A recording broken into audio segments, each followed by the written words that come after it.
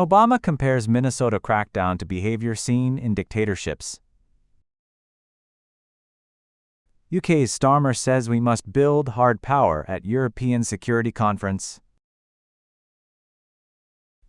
Australia pledges $2.7 billion to progress nuclear submarine shipyard build.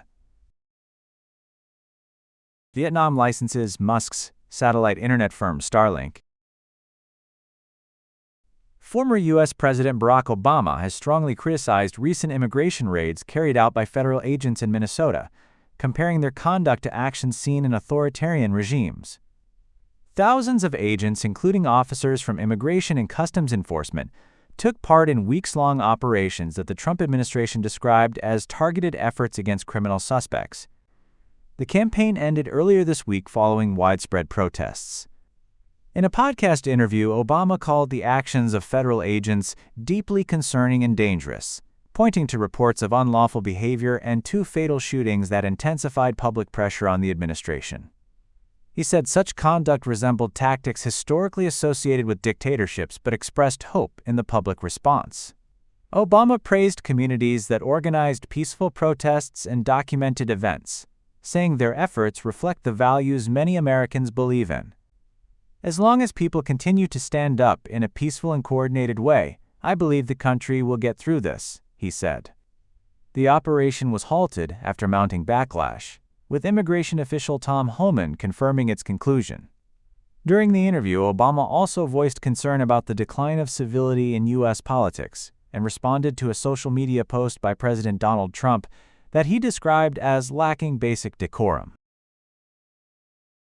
British Prime Minister Keir Starmer has called for stronger military capability across Europe, warning that nations must be prepared to fight if necessary to protect their people and values. Speaking at the Munich Security Conference, Starmer emphasized the importance of building what he described as, quote, power, calling it the defining currency of today's global security environment. He said Europe must be able to deter aggression and take greater responsibility for its own defense, urging the continent to stand firmly on its own feet amid rising geopolitical tensions.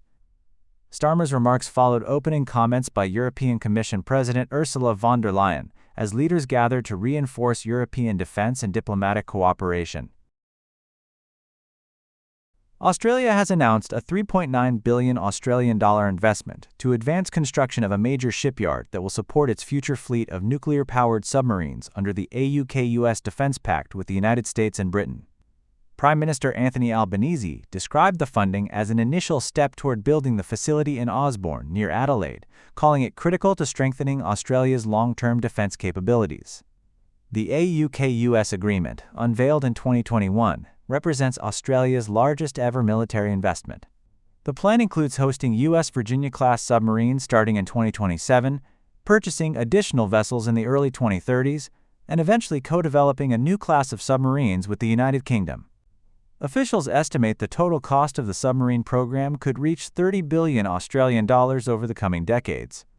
The Osborne shipyard will be jointly used by Australia's ASC and Britain's BAE Systems to construct the submarines, while continuing maintenance work on Australia's current Collins-class fleet. Leaders in South Australia say the latest funding will go toward essential infrastructure, describing it as only the beginning of a long-term defense expansion. A recent Pentagon review also urged continued progress to ensure Australia can rapidly build the industrial capacity needed for its nuclear submarine program. Vietnam has granted a license to Elon Musk's Starlink to begin operating satellite internet services in the country, according to the National Radio Frequency Regulator. Under the approval, Starlink's local unit will be allowed to install 4 gateway stations and deploy up to 600,000 terminal devices. Authorities have required the company to ensure its network does not interfere with existing communication systems. Officials say the service is expected to expand internet connectivity, particularly in rural and mountainous regions where access remains limited.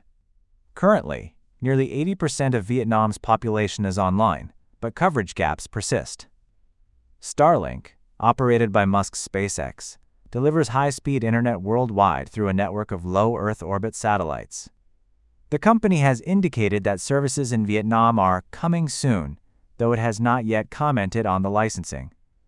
The development comes as Vietnam and the United States continue negotiations on a trade agreement, following the imposition of U.S. tariffs on Vietnamese goods last year.